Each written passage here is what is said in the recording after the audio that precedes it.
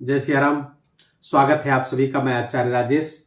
आज का कार्यक्रम, आज का वीडियो जनवरी माह के राशिफल को लेकर के, और आज नंबर है वृष राशि। प्रिय दर्शकों, 2024 के प्रथम माह जनवरी में जानेंगे कि वृष राशि के जातकों को उनके स्वास्थ्य का हाल कैसा रहेगा, उनके प्रेम, प्यार, परिवार, एजुकेशन को देखेंगे, उनके वेल्थ को देखेंगे, उनके बिजनेस को देखेंगे कि ऐसी क्या पोजीशन रहने वाली है।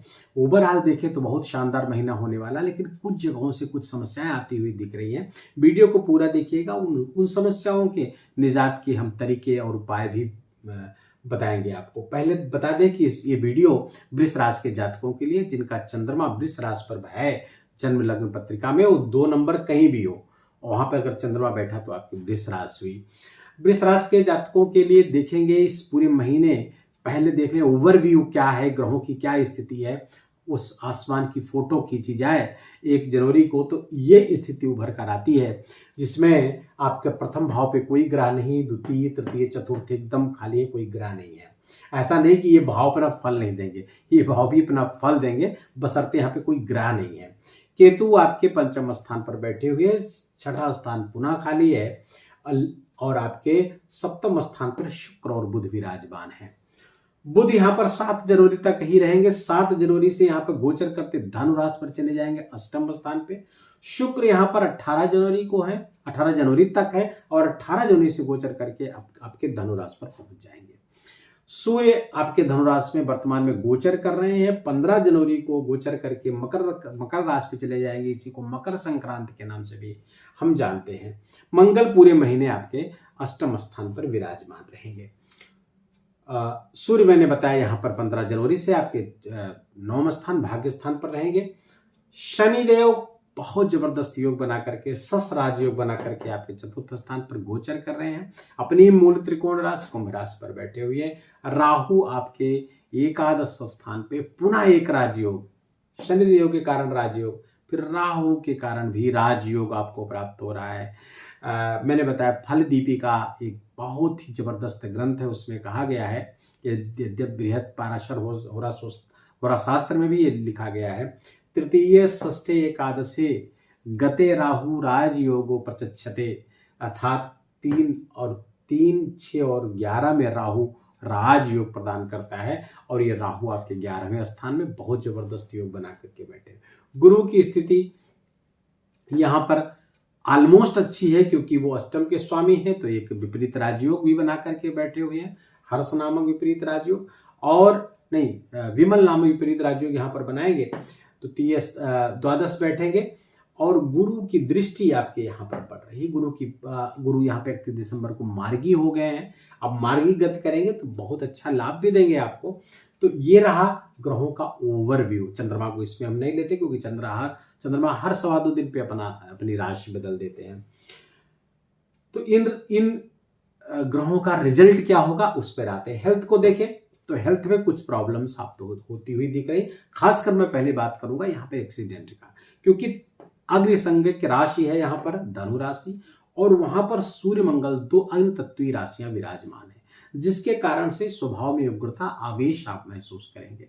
गाड़ी हो सकता है आप तेज चलाएं, या हो सकता है जो नॉर्म्स है, जो नियम है उसका पालन न करें, या किसी दूसरे की गलती के कारण कुछ एक्सीडेंट हो सकते हैं। आप सही हो सकता है किसी दूसरे की गलती के कारण एक्सीडेंट हो जाए।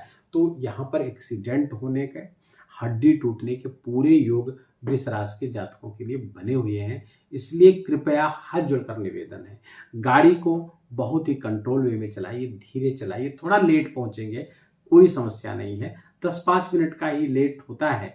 बहुत तेज और बहुत धीरे चलने में कहीं कोई वो नहीं है।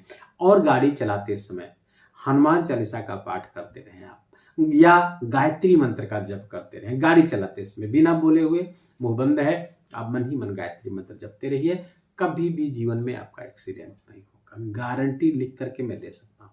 गायत्री मंत्र मन ही मन जपते रहिए। अगर गायत्री मंत्र नहीं तो महामृत्युंजय मंत्र का जप करें। वैसे सर्वोत्तम, महाभारत आदि कई ग्रंथों में लिखा हुआ है, सर्वोत्तम है वाहन चलाते समय गायत्री मंत्र का जप करना। ये जप करते रहेंगे, कहीं कोई समस्या नहीं आएगी। उपाय इसको बीच में इसलिए बता दिया, हो सकता है बाद में उपाय पे ये एक्सीडेंट वाला पार्ट छूट जाए। तो स्वास्थ्य संबंधी गुरु के कारण भी कुछ समस्याएं आपको होती हुई दिख रही, पेट संबंधी विकार आपको हो सकते हैं। हालांकि 31 दिसंबर के बाद वो चीजें नहीं रहेगी, फिर भी सावधानी बरतनी पड़ेगी, क्योंकि यहाँ से सूर्य मंगल आपके तृतीय भाव को देखेंगे तो खान पान में कुछ अनियमितता हो सकती है, जिसके कारण हाइपर एसिडिटी आदि की समस्याएं हो सकती हैं। हार्ट बर्न की समस्या हो सकती है, पल्पिटेशन की समस्या हो सकती है, जिसको हृदय गति कहते हैं, उसमें कुछ दिक्कतें आ सकती हैं। इसलिए बहुत सावधानी रहें। कोई दवा अगर आपकी चलती है पहले से तो आप बहुत सावधान रहें, खासकर वे पेशेंट जिनको हृदय संबंधी रोग है या जो डायबिटीज संबंधी पेशेंट हैं, शुगर संबंधी रोग, वो लोग बहुत सावधान रहें वृष राशि के जातक, क्योंकि इस बीच जनवरी महीने में वहां से समस्या आती हुई दिख रही है। बाकी धन के कारक बुध हुए आपके, द्वितीय स्थान बुध, और बुध आपके 7 जनवरी तक सप्तम बैठे हुए हैं, तब तक बहुत अच्छा है, कहीं कोई दिक्कत नहीं। शुक्र के साथ बैठ करके लक्ष्मी नारायण योग बनाए हुए हैं, तो व्यापार आदि में अच्छा, धन की स्थिति अच्छा, जीवन साथी से आपको लाभ, जीवन साथी के कारण धन वृद्धि होती हुई यहाँ पे दिख रही, लेकिन ये स्थिति 7 जनवरी तक ही रहेगी। 7 जनवरी के बाद बुध आपके अष्टम स्थान पर आएंगे, और जैसे ही अष्टम स्थान पर पहुंचेंगे तो धन भंग योग बन जाएगा। लेकिन धन योग भंग योग बनने के बाद भी ये बुध की दृष्टि अपने घर पर पड़ रही है, तो चीजों को बैलेंस करेंगे, लेकिन फिर भी धन की स्थिति थोड़ा सा हो सकता है आपका संचित धन कहीं पे खर्च हो जाए, खासकर लिटिगेशन वगैरह में खर्चा आपका हो सकता है, वाद विवाद में, कोर्ट कचहरी के वाद विवाद में आपका धन जा सकता है, जो संचित कोष है। बाकी अब यहीं पर धन के साथ साथ हम आय भी देखेंगे। आय के स्थान पर राहु बैठे हुए, राहु है एक्सपेंडेशन, राहु है एम्पलीफायर, तो आपके एकादश भाव को एम्पलीफाई करेगा, तो एक धन प्राप्त करने की इच्छा तो जागृत होगी, साथ साथ मार्ग भी बनेंगे, तो धन आगमन तेजी से आता हुआ दिखेगा। सडन गेन्स कुछ ज्यादा आपको दिखेंगे, कुछ ज्यादा, कभी कभी ऐसा हुआ कि फ्लो जो चल रहा है अचानक से उसमें उछाल आया और ज्यादा लाभ का हो गया। लेकिन यही राहु एक लालच देता है, खासकर ऐसी लालच, जुआ सट्टा की लालच दे सकता है, ज्यादा धन कमाने की, रातों रात बहुत ज्यादा धन कमा ले, वहां से आपको बचिएगा। ये लाल थोड़ा देता है, आपको भ्रम में डालेगा, तो वहां पे आप थोड़ा सावधान रहिए, खासकर 1 मई तक। 1 मई तक आपके निर्णय उतने अच्छे सटीक नहीं बैठेंगे, तो अपने निर्णय लेने के पहले अपने बुजुर्गों की, या जो उस क्षेत्र में मास्टर है, जिनको खास स्किल है उस क्षेत्र में, उनसे आप राय लेकर के काम करेंगे तो आपको लाभ होगा। स्वयं अकेले कोई निर्णय फिलहाल 1 मई तक आपको नहीं लेना है, खासकर धन संबंधी, इन्वेस्टमेंट संबंधी चीजों में जहां भी इन्वेस्ट करना हो तो पहले तो लोगों से राय लेकर के पूरा रिसर्च करके ही उसमें इन्वेस्ट करें, अन्यथा खतरा हो सकता है। 1 मई के बाद जब गुरु यहाँ आ जाएंगे तो आपकी डिसीजन मेकिंग पावर अचानक से बढ़ जाएगी, व्यक्तित्व बढ़िया हो जाएगा, निर्णय आप सही लेंगे, तो वहां पर आप इन्वेस्टमेंट बिना किसी पूछे भी करेंगे तो अच्छा रहेगा। लेकिन अभी फिलहाल के तौर पर कोई इन्वेस्टमेंट आपको बिना अच्छी सलाह लिए नहीं करना है। धन की स्थिति बाद में बुध जब यहां से गोचर करके आगे बढ़ेंगे पुनः अच्छी हो जाएगी। यद्यपि गुरु जब यहां पर आएंगे तो 1 मई से तो बहुत ज्यादा धन की स्थिति आपकी अच्छी होने वाली है। राहु लगातार बने हुए हैं, और अब आते हैं आपके पंचम स्थान पर। पंचमेश आपके बुध 7 जनवरी तक हैं, तब तक पढ़ाई लिखाई, शिक्षा को यहां से देखेंगे तो शिक्षा के लिए केतु की यहाँ स्थिति के पढ़ने का बहुत मन करेगा, लेकिन कुछ ऑब्स्टिकल्स आपको यहाँ पे होती हुई दिख रही है।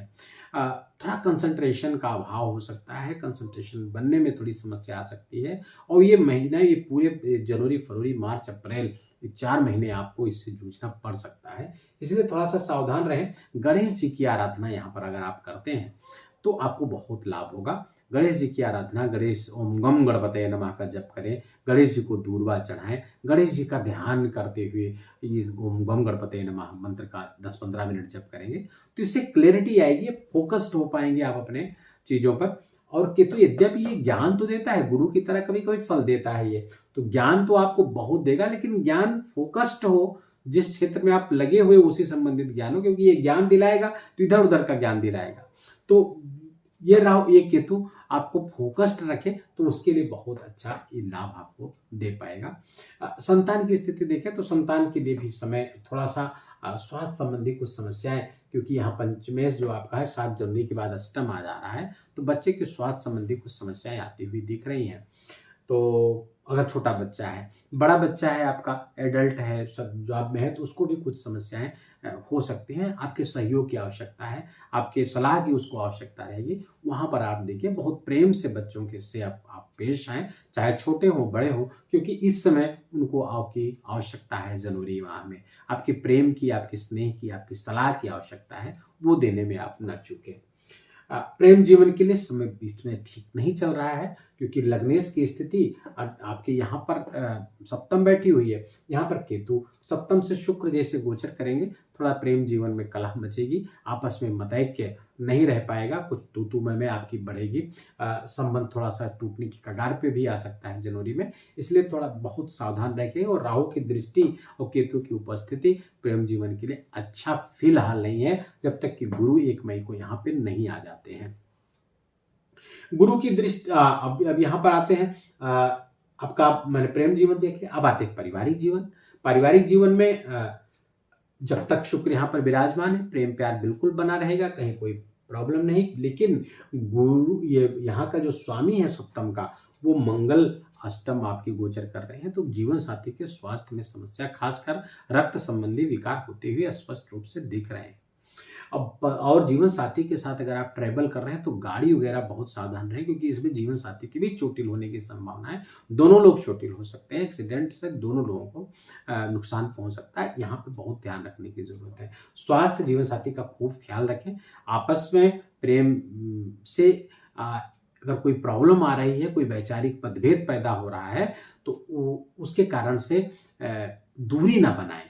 तो प्रेम से अगर आप जीवन को आगे बढ़ाते हैं, एक दूसरे को समझते हुए, एक दूसरे की भावनाओं को समझते हुए, तो जीवन अच्छा। लेकिन शुक्र जब यहाँ से 18 जनवरी को यहाँ पर आ जाएंगे, बुध पहले ही आ जाएंगे यहाँ पे, तो थोड़ी सी समस्या, जीवन साथी के समस्या जीवन में जनवरी माह में आधे के बाद। वैसे सूर्य मंगल तो लगातार बने हुए हैं। सूर्य जब यहाँ पे 15 जनवरी को आगे बढ़ जाएंगे, तो मंगल अकेले रह जाएंगे, तो उतना ज्यादा खतरनाक नहीं रहेगा, तब जीवन साथी को ज्यादा समस्याएं झेलनी पड़ेगी। बाकी जनवरी में आप अपने जीवन साथी का और दाम्पत्य जीवन का खास ख्याल रखें। शुरुआत में तो बहुत प्रेम प्यार, 18 जनवरी तक तो कोई दिक्कत ही नहीं, बड़ा प्रेम रहेगा। बस जीवन साथी के स्वास्थ्य को देखते रहें।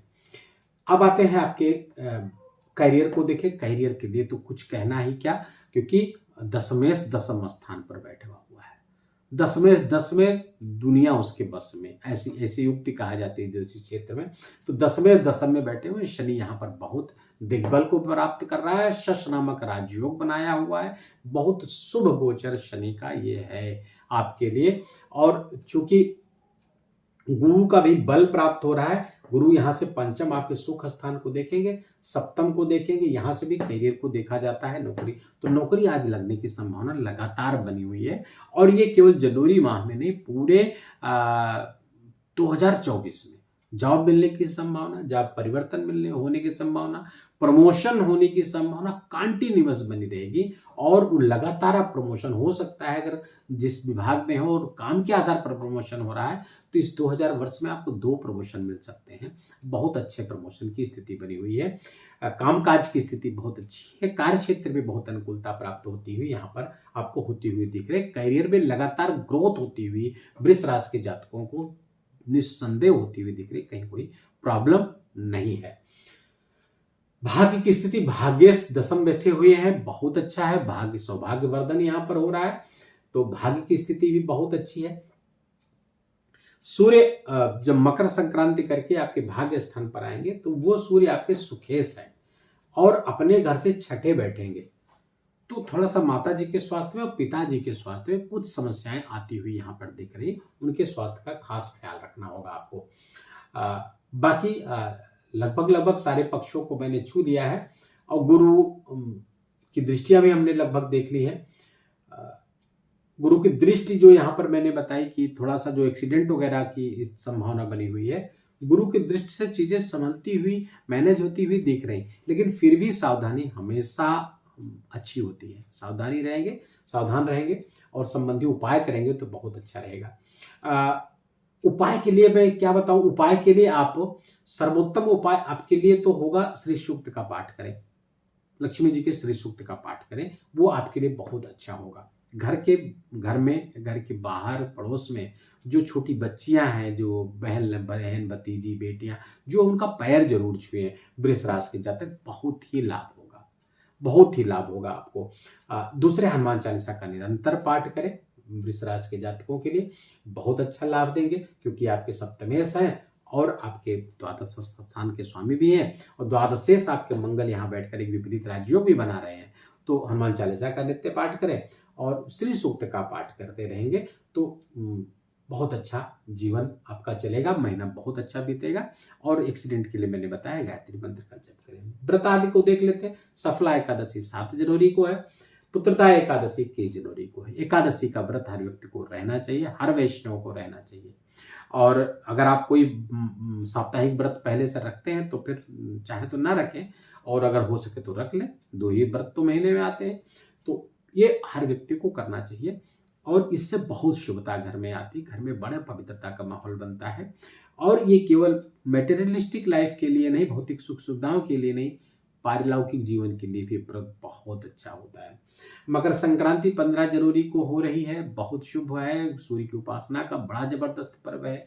इसके बाद 15 जनवरी से सूर्य उत्तरायण होने लगेंगे और लगातार उनके बल में वृद्धि होगी, तो सूर्य उपासना से बहुत विशेष लाभ आपको प्राप्त होगा।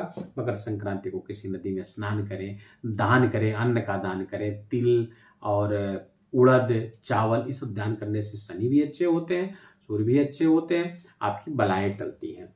पौष पूर्णिमा 25 जनवरी, जिनका चंद्रमा अच्छा नहीं है, धन की विशेष या जिसको धन की विशेष आकांक्षा है, जिसको मानसिक तनाव, द्वंद्व ये सब रहते हैं, कुछ विक्षिप्तता जिनके अंदर रहती है, रात में ठीक से नींद नहीं आती, उनके लिए पौष पूर्णिमा का व्रत बहुत अच्छा, हर पूर्णिमा का व्रत आपको करना चाहिए, इससे आपको लाभ होगा। ये रहा आज का वीडियो। कैसा लगा? अगर आपका ये वीडियो आपको पसंद आया हो, सार्थक लगा हो, आपको हमारा बोलना और आपका सुनना इतना 15-16 मिनट और आपको सार्थक लगा हो, तो इस वीडियो को लाइक करिए, प्रेम से कमेंट में जय सिया राम लिखिए। चैनल पर नए हो तो चैनल को सब्सक्राइब कर लीजिए। ऐसे video, qualitative video, informative video आपको लगातार इस चैनल पर मिलते रहेंगे। इस विश्वास के साथ, इस आश्वासन के साथ, आप सबके बहुत बहुत मंगल कामनाओं के साथ, जय सिया राम।